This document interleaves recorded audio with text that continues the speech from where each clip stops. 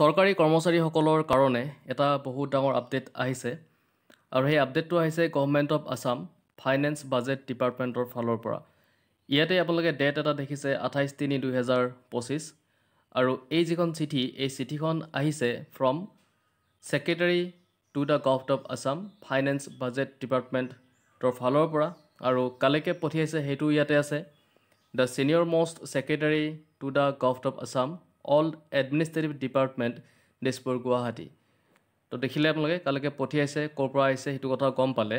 আৰু ইয়াতে যিটো ছাবজেক্ট আছে সেই ছাবজেক্টটো আপোনালোকে চাব, required detailed information of the employees who joined government service on or after 1st February 2005 but their recruitment process of the concerned post were started prior to 1st February 2005।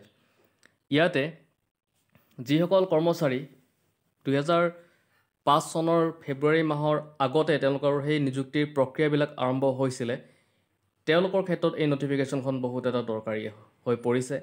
কি লিখিছে চাম।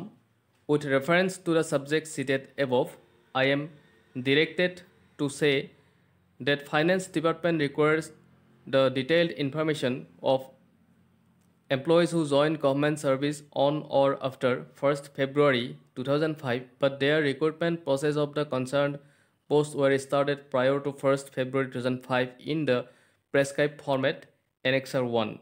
You are requested to kindly furnish the information pertaining to your department as soon as possible.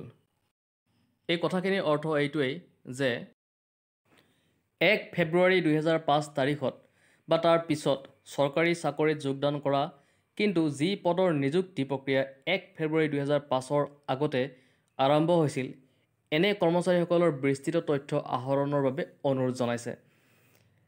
ইয়াতে মূল কথাখিনি হৈছে বিত্ত বিভাগে সেই কৰ্মচাৰীসকলৰ তথ্য বিচাৰিছে যিসকলে 1 ফেব্ৰুৱাৰী 2005 বা তাৰ পিছত চাকৰিত যোগদান কৰিছে কিন্তু তেওঁলোকৰ নিযুক্তি প্ৰক্ৰিয়া 1 ফেব্ৰুৱাৰী 2005 আগতে আৰম্ভ হৈছিল।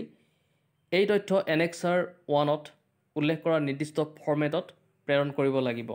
আৰু ইয়াতে ফৰ্মেটখনত থকা বস্তুখিনি হৈছে বিভাগৰ নাম, কৰ্মচাৰীৰ নাম, বিজ্ঞাপনৰ প্ৰকাশৰ তাৰিখ, নিযুক্তি পত্ৰ নম্বৰ, নিযুক্তিৰ তাৰিখ, নিযুক্তি আৰু যোগদানৰ তাৰিখ, অৱসৰৰ তাৰিখ, নিযুক্তি আৰু নিযুক্তি পত্ৰ প্ৰদানৰ তাৰিখৰ মাজৰ সময়, সেৱা নিয়মিতকৰণৰ বাবে বিত্ত বিভাগৰ অনুমোদনৰ নম্বৰ, পান নম্বৰ, বৰ্তমান মূল দৰমহা, এই বস্তুখিনি তেওঁলোকক বিচাৰিছে। আৰু এইটো এটা বহুত ডাঙৰ আচলতে আপডেট হয়। আৰু এই আপডেটটো যদি ভাল লাগিছে লাইক, শ্বেয়াৰ, ছাবস্ক্ৰাইব কৰি দিব।